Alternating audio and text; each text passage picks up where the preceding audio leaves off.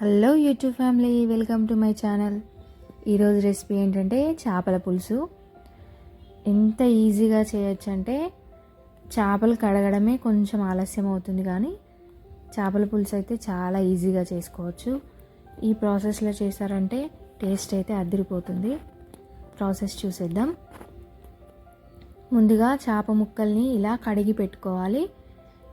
ఎవరి పద్ధతిలో వాళ్ళు కడుగుతారు చేపలు అనేవి. అలా కడుక్కొని పెట్టుకోండి. కడిగిన ముక్కల్లో కొంచెం ఉప్పు వేసి ఒక 5 minutes అలా పెట్టేసి మళ్ళీ ఒకసారి కడగండి. సాల్ట్ అంతా పోయేదాకా కడిగి ఇలా ముక్కల్లో పసుపు, కారం, కొంచెం అల్లం ఎల్లిగడ్డ పేస్ట్ వేసుకోవాలి. ఒక 2 స్పూన్లు. కేజీ ముక్కలకి చెప్తున్నాను నేను.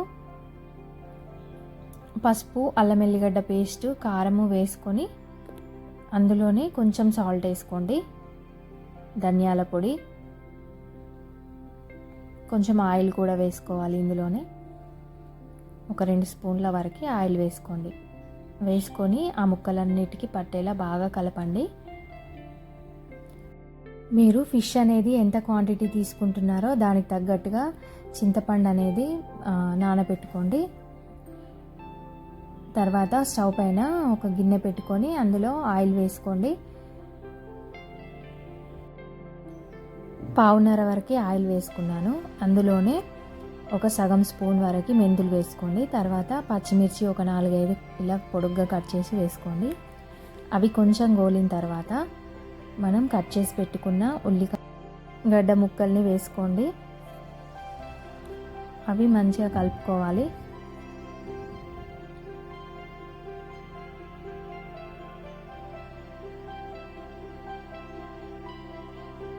కొంచెం సాల్ట్ వేసుకోండి. అందులో ఉల్లిగడ్డ ముక్కలు అనేవి తొందరగా మగ్గిపోతాయి ఇలా ఉప్పు వేసుకోవడం వల్ల. ఈ కర్రీలోనే కాదు, ఏ కర్రీ చేసినా కూడా మనం ఉల్లిగడ్డ క్వాంటిటీ ఎక్కువ వేసుకున్న దాంట్లో కొంచెం సాల్ట్ వేసుకున్నామంటే ఉల్లిగడ్డ అనేది తొందరగా మగ్గిపోతుంది, టైం పట్టదు. ఇలా కొంచెం మగ్గిన తర్వాత కొంచెం పసుపు వేసుకోండి. పసుపు అనేది క్వాంటిటీ చూసి వేసుకోండి. ముక్కల్లో కొంచెం వేసాం కాబట్టి ఇలా మనం పోపులో కూడా కొంచెం వేసుకోవాలి. ఇలా కలిపిన తర్వాత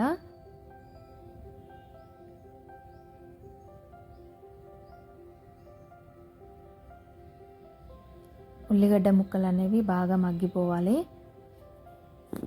అంతవరకు మనం స్టవ్ పైన కలుపుతూ ఉండండి.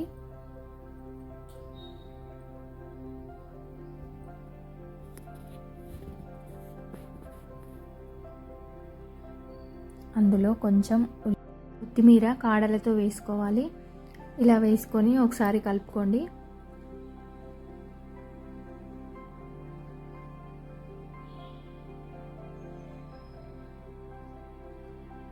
ఇలా మూత పెట్టేసుకొని ఒక 2-3 minutes వరకు మగ్గనివ్వండి.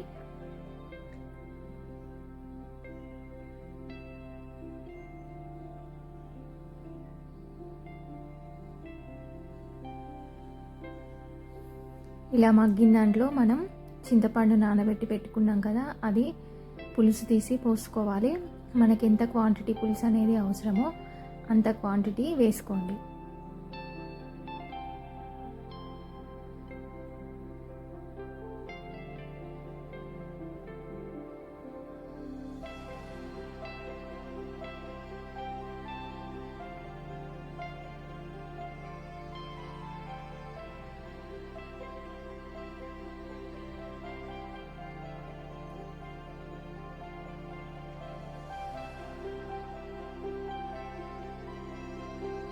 ఇలా వేసుకున్న పులుసులో కొద్దిగా కారం వేసుకోవాలి.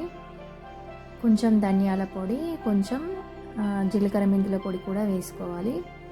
అలాగే సాల్ట్ కూడా మనం ముక్కలకి ఆల్రెడీ పట్టించాం కాబట్టి కొంచెం వేసుకోండి. కారం అనేది కూడా ఆల్రెడీ మనం ముక్కల్లో వేసాము, అది ఎంత వేసుకున్నామో చూసి ఇందులో దానికి సరిపడా వేసుకోండి. ఇలా అన్నీ వేసుకున్న తర్వాత ఒకసారి కలుపుకోండి.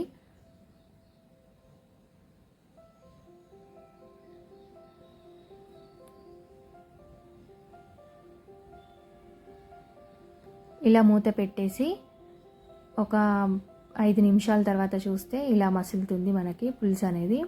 ఇలా మసులుతున్న పులుసులో మనం చేప ముక్కలు కలిపి పెట్టుకున్నవి అందులో వేసుకోండి.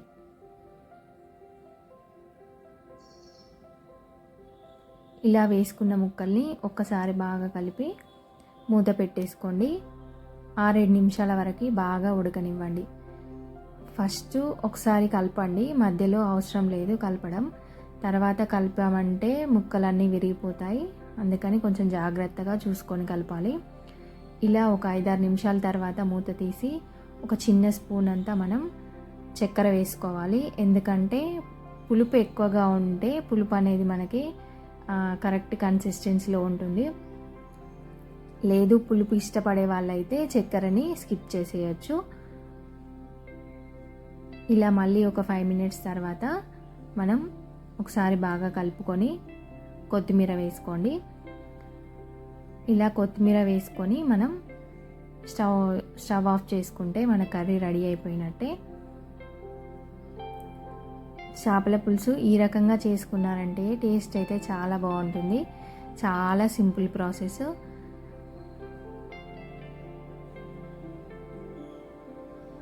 చూడండి ముక్కలు అనేవి ఎంత బాగా ఉడికిపోయాయో.